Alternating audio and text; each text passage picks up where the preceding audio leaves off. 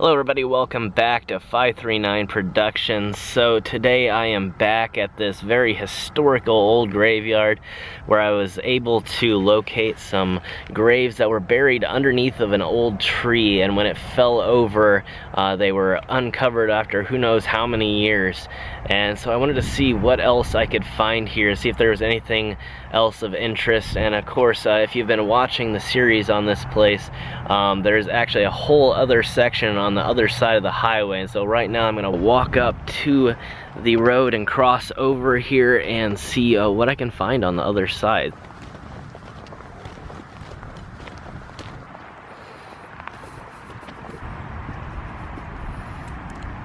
Let's see, this is kind of strange here.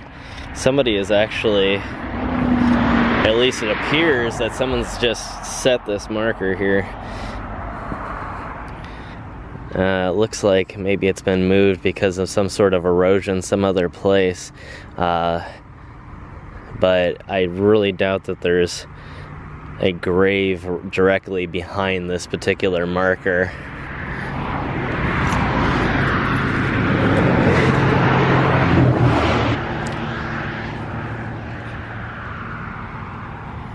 It appears it would have been originally linked to this particular marker here, but it appears for whatever reason at least two of the actual stones that represent the family members have been moved to this position. Let's go ahead and cross here and see what this other side has, what it looks like around the edges.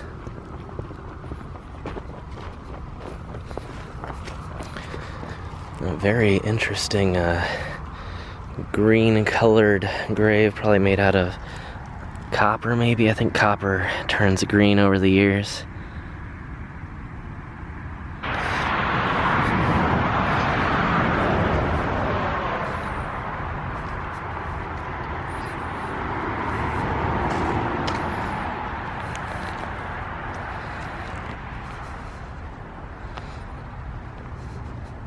You can see the flooding is still affecting this area.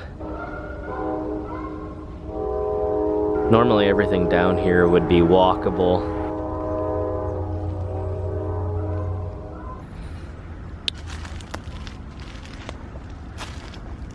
And this doesn't look like, at least most of it doesn't look like pieces of gravestones. It looks like rubble that was used for either the base stones or decorative pieces at the front of the graveyard. However, I'm seeing at least one piece here in the middle that appears as if it may have come from a grave marker. You can see lots of destruction has been caused by this flood and storms here, and this very large tree has fallen over, and it's now causing pressure here on these trees, and it may eventually cause them to fall over as well.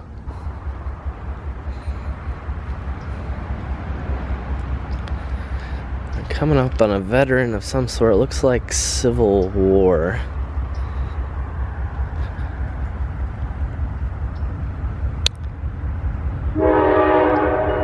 And definitely part of the Michigan infantry. Passed away in 1901, so more than likely that would have been somebody who had fought in the Civil War.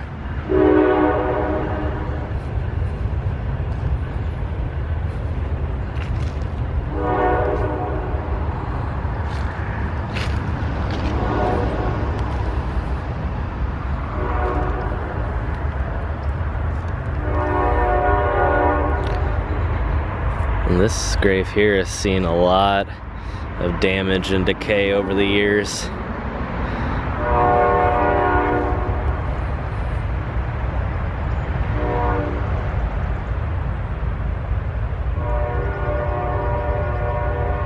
And it's definitely given it a very interesting coloring. So far it's seeming like the edges are fairly well kept on this side. There is a fence at the edge. Now, that doesn't necessarily mean that there's not graves behind it, but so far I'm not seeing anything.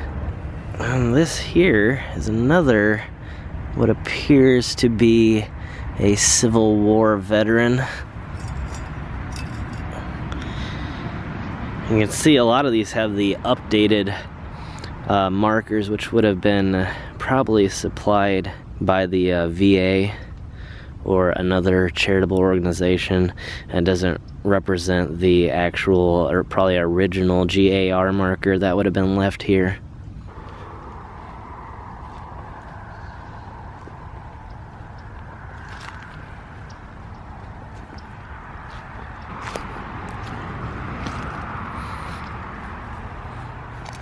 And just like last time, you can see that this particular marker has had a sticker placed on it so that when people come here, they know to replace the flags that are placed in these pipes here.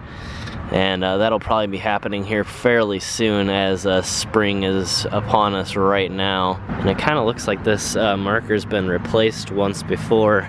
There's a little bit of an old marker that is popping out of the ground, and it may just be a base stone, but it doesn't look to be actually connected with the current marker, so it's probably a sign that it's been replaced at some point, or that it's an individual family member marker. As you can tell, there is 3 different people that this particular family stone here represents.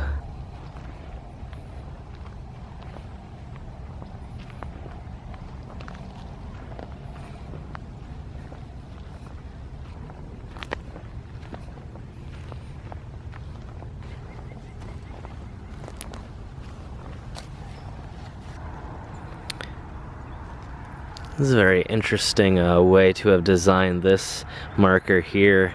They've actually made it look like there's a sign that's hanging on this old tree stump here. It was very neat. Once again, they're all so unique. I've never actually seen anything quite like that before, other than the general design of the tree.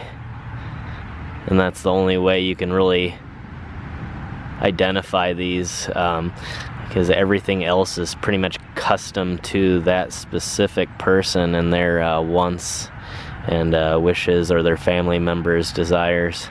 I've only really seen one tiny little path going down into the woods below. So far, I haven't actually seen anything that represents graves that were left out of the modern day borders. And in fact, this one coming up is pretty much the closest that I've seen here on this side. And they've done at least a decent job of keeping the erosion away and keeping it within the borders.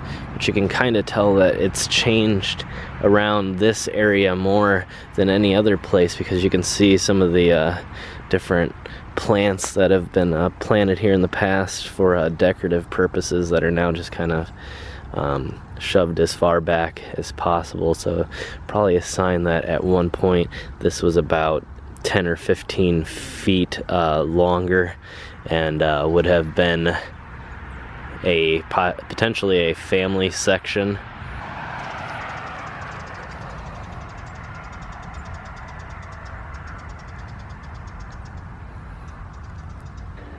You can see it, there's just an enormous amount of these flowers that have been planted, and then it looks like eventually just kind of grew on their own. They're blanketing this entire hill all the way down to the current water level. It actually looks really neat. I really love these flowers. And I just noticed that right behind here is actually a hunting stand, although I'm sure that they're not going to be hunting anytime soon with these floodwaters, unless they're intending to do some duck hunting. Looks like we may have stumbled upon a section that has had a lot of damage from the erosion. Right here we see that the grave marker of George Wilson is actually about to slide down this hill into the water below. Although I do see the fence line is right here, so it does seem like the borders are still fairly accurate. And in good news, the actual metal fencing may prevent the stone from falling any further down the hill. And I don't know if this base stone here has anything to do with the marker of George Wilson, but it is only a few feet away and in the same exact circumstances. However, it is missing its top stone, but I'm not seeing any evidence of it going anywhere. If it did so many years ago that it was before this fence was put in place, and maybe buried way down there. And alternatively, it may just be buried in the ground directly behind it when this area was still flat. Because as you can tell from here, the fence posts were actually poured when this area was still flat ground and have eroded away, and you can see all the cement and everything used to put them in place. I didn't actually notice this before, but we're coming up upon another entryway here, or at least what may be a side wall used to prevent erosion. I'm not sure if it would have actually represented a way in, but it looks like there is a place at the end here for a gate, so I'm assuming that at one point it would have been an entryway. And you can see pieces of the old gate right here, and you can see where the old gate would have been attached right here. And for whatever strange reason, just like the other side of the highway, a lot of these graves appeared to be moved as if they were hit, or there was just such excessive floodwaters that they were able to pick them up and move them, you know, a few feet or a few inches here and there. Just like this one here that's just moved ever so slightly off of its base stone. And then you can see, you know, certain stones have been just turned sideways a little bit. So I'm not really sure as to the explanation, but it seems to be happening quite a bit in this place. And the only reason I can really come up with is the floodwaters or people driving through on off-road vehicles or trucks and hitting things in the dark or not paying attention. But if any of you happen to know a more exact reason for this, or if I'm wrong, please let me know in the comments below. And I'd love to know the reasoning behind some of these things, but it almost appears deliberate in a lot of ways, or like I said, just due to natural disaster that regularly occurs in this area.